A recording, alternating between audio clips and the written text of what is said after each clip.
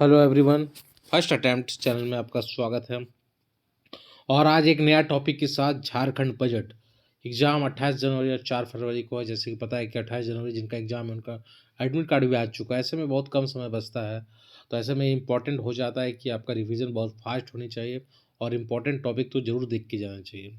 तो ऐसे में मैं कोशिश कर रहा हूँ कि जितना हो पा रहा है शॉर्ट शॉर्ट वीडियो बनाने का प्रयास कर रहा हूँ, ताकि लास्ट टाइम इसे आप एक बार देख कर जाए। तो चलिए शुरुआत करते हैं झारखंड के बजट। तो इसमें कीवर्ड है, ज़्यादा मैं डिस्कस नहीं करूँगा, एग्जाम नज़दीक है, टू द पॉइंट बात करेंगे।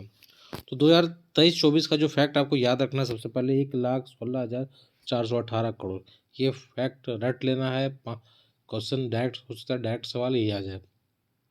तो पिछले बजट से 15% ज़्यादा था। ठीक है, राजस्व प्राप्ति कितना था? तो 98,337.15। ठीक है, 98 ये तो डाटा याद होना चाहिए। 116,418। ठीक है, ये ध्यान में होना चाहिए। 1,16,418 करोड़ होना चाहिए राजस्व प्राप्ति। 98,337, 2-3 बार बोलते रहना, 98,337। कर राजस्व कितना था? 64,639। कर भिन्न राजस्व इंपॉर्टेंट नहीं है। पूंजी प्राप्ति थोड़ा सा देख लेना, 18,080। ठीक है, तो अगर हम टोटल कुल प्राप्ति देखते हैं तो 1 और 4 को जोड़िएगा, पूंजी प्राप्ति और राजस्व प्राप्ति, तो आपका आ जाएगा 1,16,418 करोड़ कुल प्राप्ति। तो बजट कितना था? 1,16,418 करोड़। कितना प्रतिशत ज़्यादा था पिछले वर्ष, पिछले से? तो 15%। ये डाटा याद रखिएगा। आखिर रुपया आया कहाँ से, ये भी इम्पोर्टेंट है। सवाल पूछा जा सकता है कि रुपया सबसे ज़्यादा कहाँ से आता है, तो 2-3 क्रम आपको पता होना चाहिए। सबसे ज़्यादा मिलता है केंद्रीय कर में जो हिस्सेदारी रहता है, तो वहाँ से केंद्रीय करों में हिस्सेदारी जो राज्य को मिलता है केंद्रीय कर से, तो 29.02%। ठीक है, उसके बाद कहाँ से आता है राज्य के पास पैसा? तो राज्य का 100 कर, खुद का जो 100 कर राजस्व जो प्राप्त होता है वहाँ से पैसा आता है। तो सबसे पहले हो गया केंद्रीय कर से, सेंट्रल गवर्नमेंट से जो टैक्स आता है उसमें जो राज्यों की हिस्सेदारी है वहाँ से आता है। दूसरा है कि राज्य का जो अपना है, ठीक है, कर राजस्व, वहाँ से 26.51%।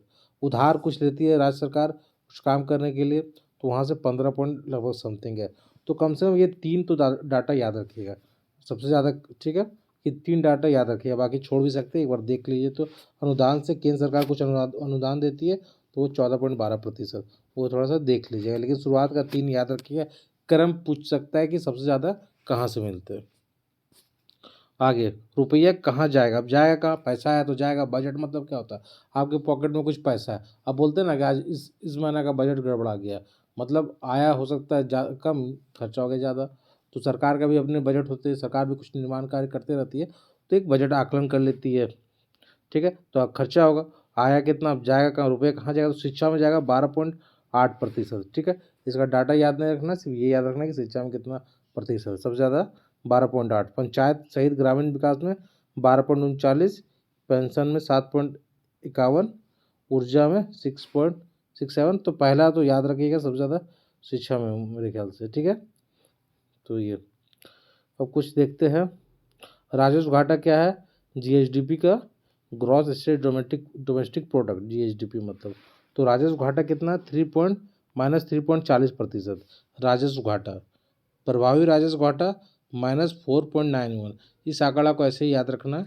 ठीक है, राजकोषीय घाटा 11,674.57 करोड़।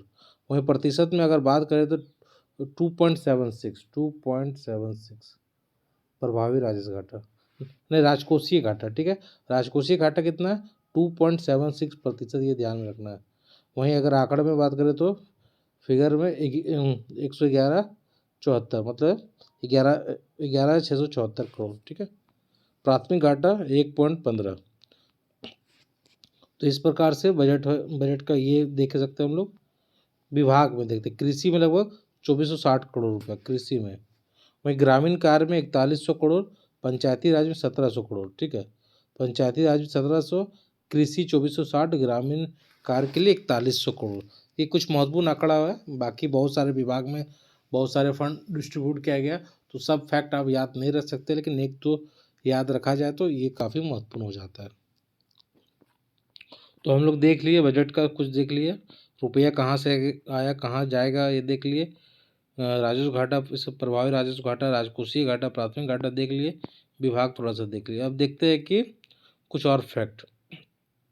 हेमंत सोरेन सरकार का चौथा बजट था, 3 मार्च 2023 को झारखंड विधानसभा में वित्त मंत्री डॉक्टर रामेश्वर राव ने पेश किया। तो बजट मैंने बता दिया, एक 1,16,418 करोड़, पिछले बजट से 15% ज़्यादा था। इस बार का बजट का नाम क्या था ये ध्यान रखना, हमीनकर बजट, ठीक है, हमीनकर बजट। 2019-20 में राज्य का आर्थिक विकास दर क्या था, 19-20 का बात कर रहा, राज्य का आर्थिक विकास दर तो 1.1, कब का बात हो रहा है, 2019-20 का। राज्य की आर्थिक विकास दर 1.1%। वहीं अगर 20-21 का बात करें कोरोना काल में, तो आर्थिक विकास दर 6.2% था। इस समय भारत की स्थिति आर्थिक रूप से बहुत कमज़ोर थी। वहीं पे झारखंड इस समय ग्रोथ कर रहा था 6.2% के दर से, ये ध्यान में रखना है। 2022-23 में राष्ट्रीय आर्थिक विकास दर 7% की तुलना में झारखंड विकास दर 7.8% है। तो ध्यान में रख सकते हैं कि जहां भारत की आर्थिक विकास दर, राष्ट्रीय आर्थिक विकास दर 7% थी, वहीं झारखंड के उस समय विकास दर 7.8% थी। तो ये डाटा अपने आप में काफ़ी महत्वपूर्ण हो जाता है, सवाल पूछा जा सकता है, ठीक है, इसे भी ध्यान में रखना है आपको। कुछ खर्च हुआ सामान्य क्षेत्र में 33,378 करोड़ मान सकते हैं, सामाजिक क्षेत्र में 43,303 करोड़ और आर्थिक क्षेत्र में 39,736 करोड़। ये कुछ फैक्ट है, एक दो बार देख सकते हैं। ये 43 है, 33 है, 39 है, तो आसपास ही है। थोड़ा सा फिगर दिमाग में शुरुआत का भी फिगर याद रखते हैं थोड़ा सा, तो ऑप्शन देख के छांटने में हेल्प होगा। वर्ष 2023-24 में राजकोषीय घाटा 2.76%, ये मैंने बता दिया पीछे भी, ये ध्यान में रखना इंपॉर्टेंट है, ये काफ़ी इंपॉर्टेंट है, ये फैक्ट भी इंपॉर्टेंट है। 657 करोड़, ये राजकोषीय घाटा ध्यान में रखना है। कई बार सवाल में पूछा जाता है, कई बार पीसीएस में भी इस तरह के सवाल आते हैं, इसलिए मैं रिकॉल कर दे रहा हूँ। और चैनल में नए हैं तो लाइक सब्सक्राइब शेयर जरूर कीजिए, अच्छा लगे तो कमेंट कीजिए, लाइक कीजिए, सब्सक्राइब कीजिए और दोस्तों को शेयर भी कीजिए। दूसरी बात है कि अगर फर्स्ट टाइम के टेलीग्राम से जुड़ना चाहते हैं तो लिंक नीचे दिया हुआ है, और इस पीडीएफ को, इसका पीडीएफ डाउनलोड करना चाहते हैं तो फर्स्ट टाइम के ऐप से डाउनलोड कर सकते हैं, उसका भी पीडीएफ, उसका भी लिंक नीचे दिया हुआ है। चलिए आगे बढ़ते हैं। 2023-24 में राज्य का आर्थिक विकास दर 2011-12 के स्थिर मूल्य पर 7.4% तथा आगे बढ़ते हैं, वर्तमान मूल्य पर 11.6% का अनुमानित है, ठीक है। हम इन कर बजट में कुछ मुख्य बिंदु देखते हैं कृषि पर। तो ये ध्यान में रखना है कि झारखंड कृषि ऋण माफी योजना के अंतर्गत 4.5 लाख से अधिक किसानों को 1727 करोड़ का ऋण माफी किया जाएगा, या ऋण माफी का प्रावधान किया गया है, ठीक है। तो ये क्या ध्यान में रखना है, कृषि में सुखाड़ राहत 13 लाख किसान को लाभ होगा, 461 करोड़ रुपये होगा इसमें। गाद हटाने और डिप बोरिंग के लिए 500 करोड़ होगा, ठीक है। गिरिडीह और जमशेदपुर में नए डेयरी का है, ठीक है। रांची में मिल्क प्रोडक्ट प्लांट, तो ये सब फैक्ट याद रखना है, थोड़ा सा कट भी गया है। रांची में milk product plant, Giridih Jamshedpur में नए डेयरी का प्रावधान किया गया है या प्रस्तावित है। तो झारखंड राज्य मिलेट योजना शुरू की गई है। कुछ ग्रामीण विकास के लिए बात करते हैं। बिरसा सिंचाई कूप संवर्धन मिशन के अंतर्गत क्या हो रहा है, 1 लाख किसानों की भूमि पर सिंचाई कूप का निर्माण होगा। तो कौन सा योजना है, बिरसा सिंचाई कूप संवर्धन मिशन। तो कितना किसान को लाभ होगा इस पर, 1 लाख किसानों को। तो ये मिशन ध्यान में रखना है, ठीक है। प्रधानमंत्री, चलिए स्कूली शिक्षा, नेटरहाट स्कूल के तर्ज पर चाईबासा दुमका बोकारो में आवासीय विद्यालय का निर्माण किया जाएगा। जिस प्रकार से नेटरहाट में आवासीय विद्यालय है, उसी के तर्ज पर चाईबासा दुमका, ठीक है, और बोकारो, ठीक है, BCD याद रखिए, BCD बोकारो चाईबासा दुमका में भी नेटरहाट के जैसा आवासीय विद्यालय का होगा।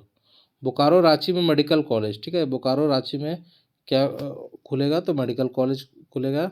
और पलामू चाईबासा दुमका में मनोचिकित्सक केंद्र का स्थापना या खुला जाएगा, ठीक है। 800 नए आंगनबाड़ी भवन का निर्माण किया जाएगा। पटमदा तथा पलामू में मेगा लिफ्ट सिंचाई परियोजना प्रस्तावित है। तो ये डायरेक्ट सवाल पूछा जा सकता है, ये फैक्ट एग्जाम के लिए काफ़ी इंपॉर्टेंट हो जाता है। पटमदा तथा पलामू में, ठीक है, मेगा लिफ्ट सिंचाई परियोजना प्रस्तावित है, तो ये ध्यान में रखना है। दुमका में मछलिया, रानेश्वर तथा देवघर जमताड़ा में सिकटिया में मेगा लिफ्ट सिंचाई परियोजना सक्रिय है, मतलब यहाँ काम चल रहा है। लेकिन वहीं पटमदा तथा पलामू में मेगा लिफ्ट सिंचाई परियोजना प्रस्तावित है। तो चीज़ों को ध्यान में रखना महत्वपूर्ण बिंदु है। 100 यूनिट निःशुल्क बिजली योजना भी लेकर आई है सरकार। उसके बाद रूट ट्रेनिंग सेंटर प्लस सिद्धो कानू युवा क्लब के भी निर्माण की गई है सरकार के द्वारा। तो इस प्रकार से देख सकते हैं सरकार झारखंड के विकास में एक्टिव है और बहुत सारी योजनाएं भी लेकर आई है। झारखंड म्यूनसिपल डेवलपमेंट प्रोजेक्ट के अंतर्गत लोहरदगा, गुमला, कपाली नगर निकायों में शहरी जलापूर्ति योजना का निर्माण कार्य प्रारंभ होगा। ठीक है। 2023-24 में राज्य के सभी पंचायतों को जीरो ड्रॉप आउट पंचायत बनाने का लक्ष्य रखा गया। तो ये काफ़ी इंपॉर्टेंट फैक्ट है। सवाल पूछा जा सकता है कि सभी पंचायतों को जीरो ड्रॉप आउट पंचायत बनाने का लक्ष्य कब तक है? 2023-24, ध्यान रखना है। ठीक है। साथ ही एयर एम्बुलेंस सेवा भी प्रारंभ करने की बात चल रही है, शुरुआत हुई है। तो इस प्रकार से देख सकते बजट लगभग कंप्लीट हुआ। जो मेन फैक्ट है मैं कोशिश किया हूँ समराइज करने का। अगर अच्छा लगे तो लाइक शेयर कमेंट सब्सक्राइब जरूर कीजिए। धन्यवाद।